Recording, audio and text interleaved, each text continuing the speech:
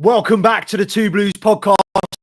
The full contingent is here. It's only right, man. It's Ballon d'Or. So we had to get the boys back. Couldn't just be one blue, had to be two blues for this one. Mr. C Money. What are you saying, my bro? It's been a minute. You've been on the so we haven't been able to get a little stream going on. But Tuesdays, that is the future, lads. Tuesday nights, we are here. Live stream every week. C Money, what are you telling people?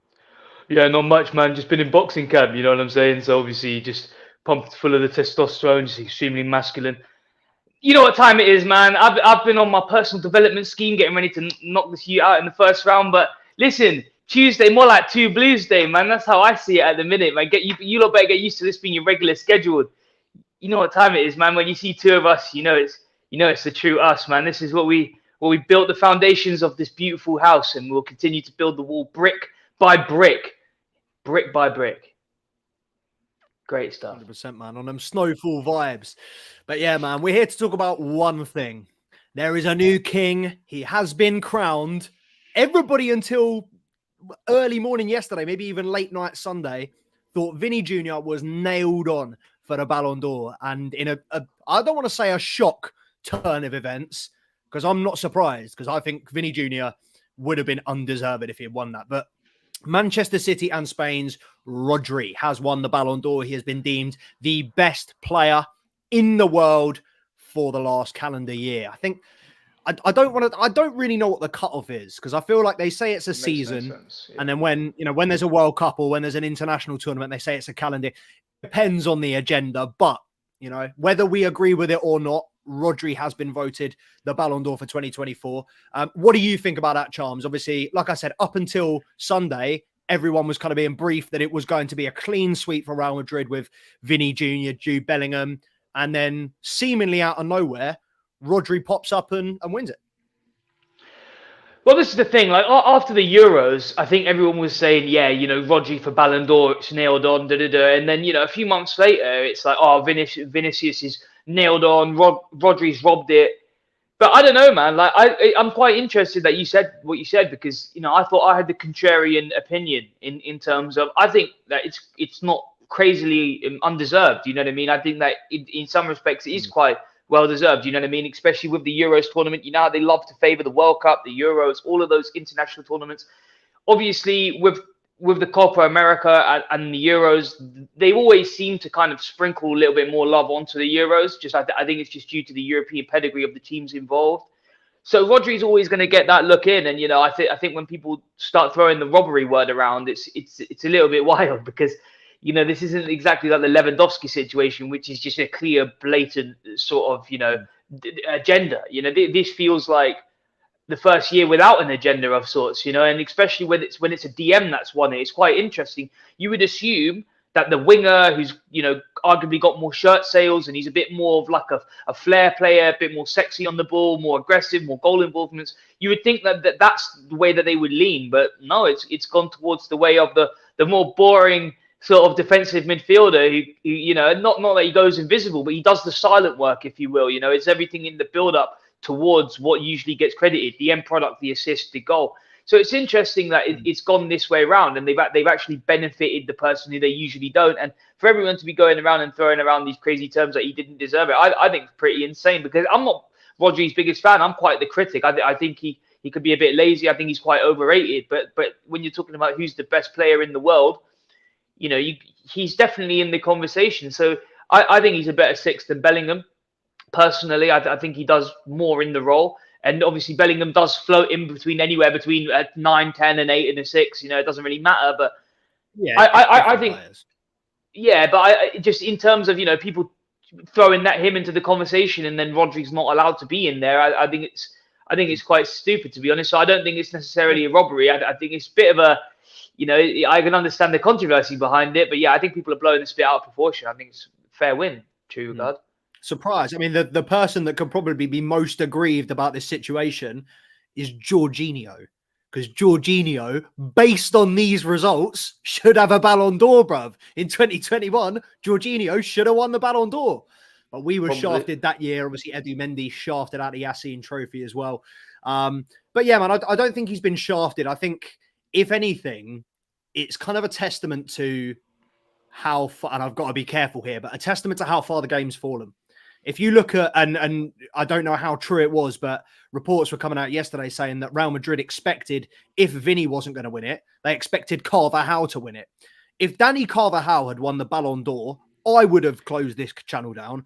I would have stopped watching football because the game would have been well and truly gone. And I have double checked. It's not the players that decide it. It's journalists. So you would like to think these guys are fairly clued in, but I'm sure there are a few agendas lying around. And one agenda, which you cannot put it any other way, shape or form, it is an agenda. Cole Palmer in 25th. Cole Palmer was not the 25th best player in the world last year. He was the best player in the Prem, which automatically makes him top 5. Now, I didn't expect, let's be realistic, I didn't expect Cole Palmer to win. I didn't expect Cole Palmer to get top 5. And it would have been nice for Cole Palmer to touch top 10. I think he probably deserved that 10th spot. I didn't expect him to get it.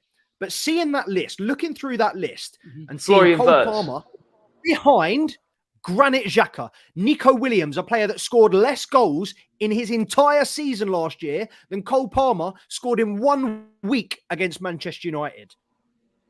Granit Xhaka, Martin Odegaard, Canaloglu. What? Yeah.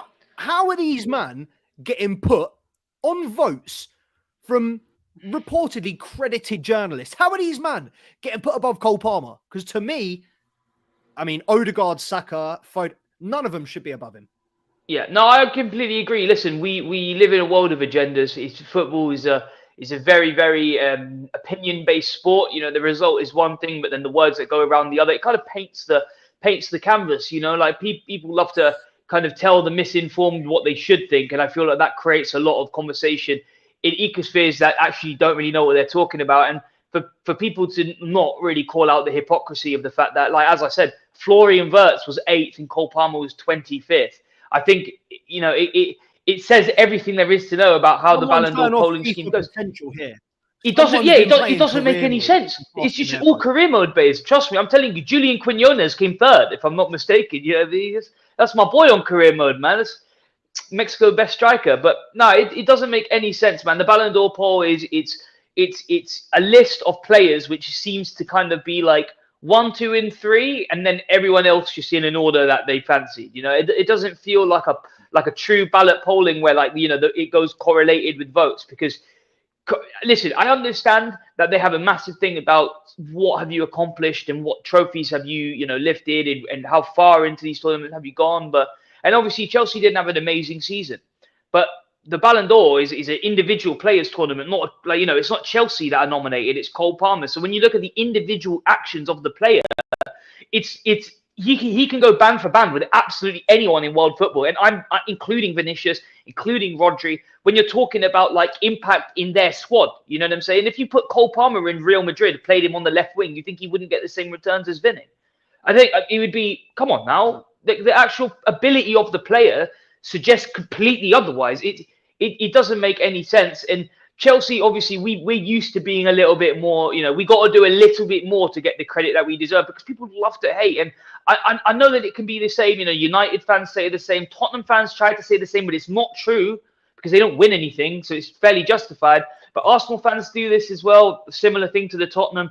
And it's just like we have to stretch that extra mile. We have to win a Champions League and do well in the Premier League to be considered for these nominations. As you said, with Edu Mendy not getting the Yashin Trophy in the year that he won the Champions League and was far and away the best goalkeeper, not only in that tournament, not only in the Premier League, but in my opinion, at that moment in the world, maybe bar 1 or 2. Maybe bar at that time, what was it? Would have been Courtois and Martinez, maybe. You know what I'm saying? But then he's the only one that won a Champions League. So if all of a sudden it's about trophies and whatnot, I don't understand why it doesn't work both ways. It's just something that's been pissing me off. I'm a little bit used to it. It might not be a good thing to be used to, and I'm sure you are as well, but it feels like we always have to take that extra mile in order to get into these conversations. And I couldn't imagine how frustrated Cole Palmer would be knowing the performances he's put up. That pass against Newcastle the other day was absolutely outrageous. He just turned into KDB for no reason to set up a pass before the assist.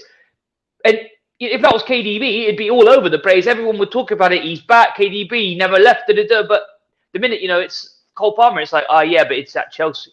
So I don't know. It's something that He didn't frustrates mean me, it. and there ain't no He way. didn't mean it. He didn't see that pass. He was just Yeah, he chancing didn't. it down the line. Yeah, it's ridiculous, bro. It's About. ridiculous. The narratives are insane.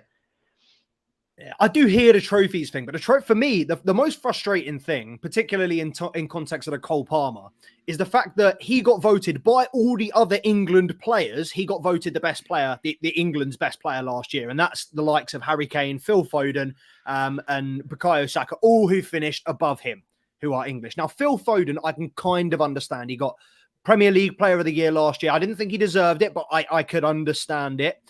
And obviously, he was a crucial part in their Premier League campaign, winning the Champions League. He has trophies to back it up. Harry Kane, Bukayo Saka. What trophies did Bukayo Saka win last year? Mm-hmm. I mean, agendas. Because if it had been Cole Palmer playing for Arsenal, he would have been top 10. Yeah. If it had been Cole Palmer playing for Bayern Munich, he would have been top 10. Exactly what I was going to say. Yeah. But it is crazy, and I do kind of wonder about the integrity at times, you know, as FC Hot, and appreciate you joining, my bro. I think you were on the other day as well, so I appreciate you tuning in. But yeah, Ballon d'Or seems like it's more about trophies, and even when, and this is going to be a tough one, because last year, I personally think Erling Haaland deserved it over Lionel Messi. I think in terms of individual game, I think his game was more impressive than Lionel Messi, and I do feel like he was pocketed that because of the World Cup, and they just literally gave it to him because of the World Cup. You take that out of there, there's no way that Messi is even competing with the top 3, top 5. Mm-hmm. But I feel like Jude Bellingham is another player that's been pushed by his PR, that's been pushed by the media. He hasn't dropped a very good England performance in a while. He wasn't very good in the Euros. He hasn't dropped a good performance for Real Madrid this season.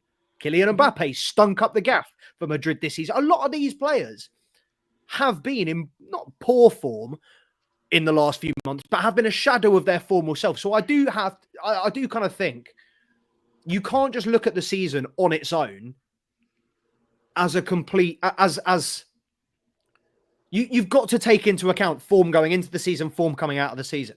Because if it is a one-season wonder, you could argue that fucking Michu should have got a Ballon d'Or about 10, nomination 15 at years the very ago. least. Yeah, absolutely. 100%.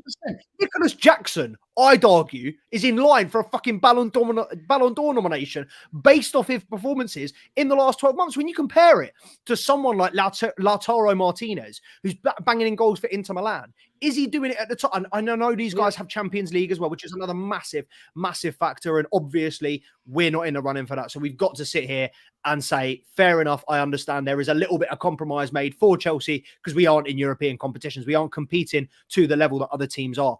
But the Premier League is the best league in the world. Cole Palmer did it against every big team last season, which is much harder to do than a lot of the Champions League games. So, look, I'm not going to sit here and be bitter because, at the end of the day, we did not expect him to get anywhere near the top 10. It was crazy to say, but too little, too late. He needed to start the season before and have a great season, and then he might have been in with a chance. He may well be in with a chance next season, and I'm interested to hear your predictions because obviously Lamine Yamal, golden boy by a country mile, there was no way he wasn't winning that. But he was 8th in the Ballon d'Or as well. And I need to go back and do my research because I want to know what the highest finish is for a golden boy in the Ballon d'Or as well. I was under the impression you could be in one or the other. You couldn't be in both. But it's got to a point where Yamal's being recognised. I feel like Cole Palmer, if he puts in another season like last season, there is no way he's not going to be top 3. And I'd be very, very surprised if Chelsea are back in Europe and do something in the FIFA Club World Cup in December. Although, well, no, that'll be next year. So it'll be after the award anyway. So we're probably going to have to wait 2 years for a Cole Palmer Ballon d'Or. But I don't know about you. I think there is a possibility. I mean, given what we've seen from him this season, he's definitely not slowing down.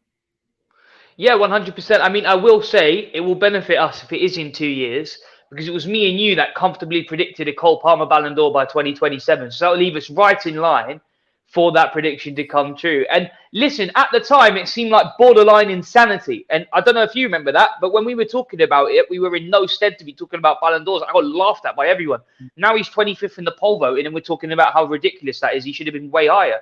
2 seasons left to fill our quota. And I'm happy for it. Listen, the way I look at it, is do well in the Conference League this season, get into the Europa League next season. If it's not through automatic qualification from placement, it'll be from winning the tournament. Go into that and win the Europa. It's going to be hard to deny him out of the top three. Winning trophies with this Chelsea side, which was malnourished when he entered it, and to bringing us into some form of European stature, and then still doing that while competing in the Premier League, holding down good positions. And it doesn't seem unreasonable. I think if we were below Tottenham this season, or if we got outside of the top 5, top 6, I think it would be like, wow, we've had a bad season. And 6 months ago, it would have been like top 6. How are we going to get top 6? Look at our side. It doesn't make any sense. But like, this goes on to what I was saying about Mykhailo Mudryk the other day. I think that the investments in the players that we've got in, with Neto, with Sanchez, all of that, they've all started to come in, and we've found sort of what we're doing. And I think all of that revolves around the fact that Cole Palmer is just the truth. Once we figured out that he's going to be a nailed down person that's going to get results, going to get goals, going to get assists, we can kind of fit players around his style, which is, we didn't have that figurehead. You know what I mean? There was a point where everyone was coming in and going out, and who was playing what, and all of a sudden it's 200 million on Enzo and Caicedo, so the team has to be built around that, and kind of forgot about that price tag. You know what I mean? Because Caicedo's doing the invisible dirty work, and obviously Lavia looks great, and Enzo's doing great when he's on, and I think everything's starting to click. So on that note, I think that if we keep this going, Cole Palmer, it's going to be very, very difficult to kind of mute him out of this conversation, which me and you think he should probably be in already. Yeah, I think and I think we could probably chalk 2021 up to a bit of an anomaly, because while Chelsea were the best club in the world in 2021, a lot of other clubs had poor years. And, you could argue that while Jorginho, Kante may have felt they were justified for a Ballon d'Or, I think Kante was more probably in line 100%. for a Ballon d'Or. But again, you could argue that given the quality of players, and I was saying this in a TikTok live kind of half an hour ago, that you look at the winners from the noughties, and you've got the likes of Kaká, Ronaldinho, and then you're looking at Rodri winning the Ballon. And no disrespect to Rodri, but it is a far cry from where we were 10, 15 years ago. The players that we had competing for the top spots, like I said, Nico Williams in the top 15 scored less than 5 league goals last season. You go back 10, 15 years, you're not finding some stupid player like that on the list of Ballon d'Or. Yeah, agreed. People knew what they were talking about 10, 15 years ago. But Bob, I'm assuming you're talking about Rodri here. Enlighten us, please. Why don't you feel like Rodri deserved the Ballon d'Or, and who do you think deserved to win it? I'm assuming it's going to be Vini Jr., but it would be interesting if we had any other shouts. Is there anybody you've heard? Anybody else say that deserved to win the Ballon d'Or that didn't? Obviously, we've had Rodri and Vini. They've really been the main two. But I haven't really heard any other names, anybody saying that this person deserved it, or anybody probably putting good cases for a player deserving it. Yeah. What do you feel about the boycott? How do you feel about the boycott, about Real Madrid not going once they heard that it wasn't going to be Vini Jr.? To be honest, I think it's part of the reason why the game's gone. You know what I'm saying? It doesn't matter. This is not a player parade. This isn't a celebration of your team's individual accolades. This is the Ballon d'Or ceremony. You know what I mean? And you can't just hear the result through the grapevine and then throw your toys out the pram and not attend. I mean, part of the reason why football viewership is dipping, you know what I mean, and why other sports are starting to kind of catch up towards it. And part of the thing that made our sport so beautiful was I could sit there and give a Man United fan a bollocking for 2 hours, but at the end of the day, once football's over, it's just like, we can chat mutually about the Premier League, we can chat mutually about this, and I can give my opinion on Ineos and Ten Hag and all of that, and then not get flamed because I don't understand. But now it just feels like, everything is so overly documented, everything's so overly perfect and minutiae. It's kind of killing the game a little bit. Do you know what I mean? It's like, you can't have it all your way. I mean, sometimes you're going to lose these awards. You know what I mean? I can't imagine Bayern Munich not going when Lewandowski didn't win it. Yeah, no, flat out, it's a disgrace. It is a genuine disgrace from Real Madrid. I think they should be, they won't, but they should be fined for it, and they should be blacklisted from next year's awards. Because how many times we've watched for the last 10, 15 years, Messi and Ronaldo both turn up knowing that only one of them is taking home the trophy. You think they were sitting there crying, and one of them they knew before. This year is the first year that nobody knew before it was announced. Bullshit. But every year up until now, they've announced it 2-3 days before to the players. So Ronaldo and or Messi knew they weren't winning that award. They still sat there. They didn't go home. They didn't throw their toys out the pram. It's all about respect. And I feel like to turn around and say we're not coming to the Ballon d'Or. I mean, look, I understand. Look, a bit of a shitty situation putting it in France on a Monday night when a lot of teams have a game on Wednesday. I don't even know if Cole Palmer went, to be honest. But I think, yeah, to be nominated for an award like that, it's just downright disrespectful to not turn up. And you got players like Xhaka, Lookman, Chanaloglu, that are Lautaro Martinez, that are honoured to be there. They know they're not winning that award, but they are going because they understand it's about being appreciated and recognised in the industry and recognised as a sportsman. And it is about showing respect to your peers, elevating yourself to an elite circle. And that personally is what I don't think Jude Bellingham and Vinicius Jr. deserve to win the Ballon d'Or. I mean, it's easy to say in hindsight, but that attitude that if it's not going to be me, I don't give a fuck. Come off it, mate. Who do you think you are? When like we said, compare it to Ronaldo, Messi, compare it to the players that have been sat there not winning awards in the last 10, 15 years. How many times was Ronaldinho, was R9, sat on his arse, not standing up, winning anything, clapping other people politely and respectfully, because that is what the sport is about. But Vini Jr., Carlo Ancelotti, everybody associated with Real Madrid, very, very disappointed with them. I mean, we didn't. It's not like I have any ties to them. It's not like I want the best for them. But look, like you said, it's our sport. And this is one of the reasons that football is getting left behind, is because people care more about the money and the PR and it's all about, it's the same thing about, players pulling out of international friendlies to go and train with their clubs because they've got a big game. It's Arsenal, Liverpool at the weekend, so they're going to pull all their players out of international training camp. Look, I understand it, particularly with the modern workload and the stress and the injuries, and you don't want to risk these players in a nothing game. But at the same time, if you'd have turned around to an international player, someone like Peter Crouch, 15, 20 years ago, and go, mate, you're playing two friendlies against Finland and Bosnia. There's no point in turning up. Peter Crouch would have told you to off your fucks, mate. Yeah. You think an England player 20 years ago was going to do a Ben White and go, I don't want to play because somebody said something to me. And it was about dying for to play for your country is an honour. And to be recognised in the Ballon d'Or nominations is an honour. And for all of and I'm just saying this as a kid that wanted to be a footballer, as somebody that loves the sport, and I'm a fan. I want to see people being respectful and loving the game. Yeah. But if they're going to be throwing their toys out the pram when they don't win something that was chosen, it was a democratic choice, have a day off, mate. Who do you think you are? Vini Jr., when was the last time he put in a good performance for Brazil? Who does he think he is? Exactly. And the other thing is as well is like, growing up, I remember this vividly, and no one's going to be able to change my mind, but it almost felt cyclical every year. When Messi and Ronaldo won it, there was someone else that people were saying, but they should have won it, really. The amount of times that was Ronaldo that ended up winning it, and he was playing for Real Madrid, and everyone went knowing that, listen, he could be the best player in the world, but it's probably competitive, and then he wins on a landslide where it's just him and Messi, and that's 95% of the vote was between them two. The amount of times I had seen that in my life, no one will convince me otherwise. So it's okay when it's benefiting you guys, but when the minute it goes against you guys, it's throwing your toys out the pram and showing no love for the game. You know what I mean? Because in the end of the day, that's all it's about. It's an award ceremony about football, not about Real Madrid's accomplishments. So to boycott it, I think it's absolutely abhorrent, selfish, and as you said, I don't see a reason why they shouldn't get blacklisted from next year, especially if it's a meaningless competition, which they seem to be throwing that narrative around now. Just don't go then. Don't get nominated. Hand in your resignation. These men also did just get slapped up 4-0 at home by Barcelona, their biggest rivals in El Clasico. So, to turn around and say, we're bigger than your competition, we're bigger than your award ceremony, absolutely crazy. But like I said, unfortunately they won't get blacklisted as they should.